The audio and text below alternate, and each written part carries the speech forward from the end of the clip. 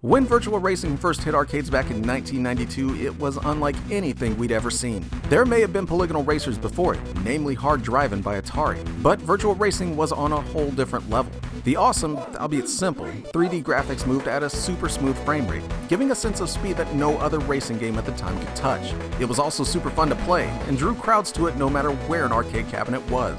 I actually first played Virtua Racing at a local Walmart as a kid, and nearly shit my pants doing so. Imagine going from something like this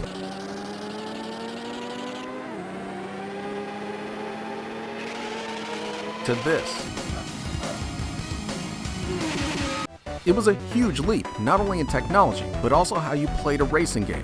No longer were you racing on a 2D plane, dodging cars and scenery that scaled toward you. Now the entire course, your car, and your opponents were all rendered in glorious 3D. It was truly a game changer, and instantly changed the landscape of arcade racing games. And that was all fine and well for the arcades, but us kids with home consoles basically dashed any hope of seeing anything like Virtua Racing on our puny Genesis consoles. Most of us figured we'd have to wait until Sega's true next-gen system to play anything approaching Virtua Racing. Amazingly enough though, Sega had one hell of a surprise left up its sleeve for the aging Genesis, as they announced Virtua Racing was coming home years before it would ever see a true next-gen release. But there's no way Sega could ever bring something like Virtua Racing to a console that could barely run Hard Drivin' beyond 3 frames per second, right? How many pounds of cocaine was Sega snorting at the time to think this was even possible? Well, apparently a lot, since they somehow pulled it off.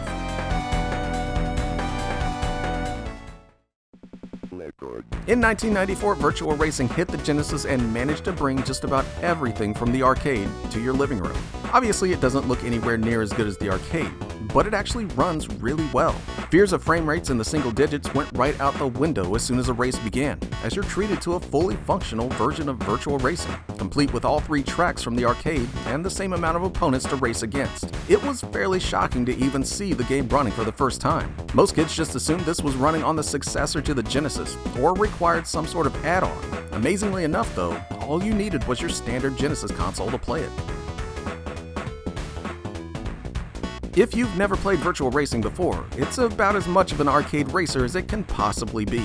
Basically, you'll only ever be using your brakes as a last resort, as you'll be barreling through courses at breakneck speeds. Your goal is not only to place first at the end of each race, but to also race through each checkpoint, ensuring that you continue to have enough time to finish the race. Run out of time and it's game over.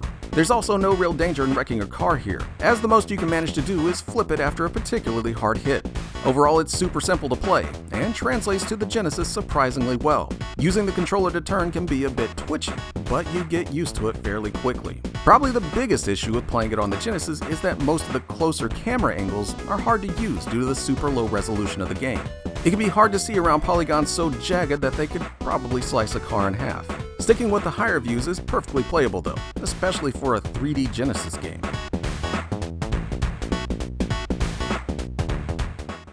So just how the hell can a 16-bit console pushing nearly 6 years on the market manage this?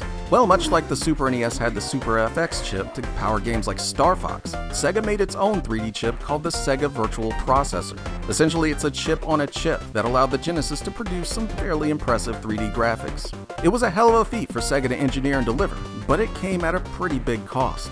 Mainly that the chip was expensive to produce, which in turn made Virtua Racing hit store shelves with an underwear-splitting $100 price tag. This all but killed sales of Virtua Racing instantly, which sucks because what Sega was able to do with this game was far more impressive than anything Nintendo ever managed to do with the Super FX chip.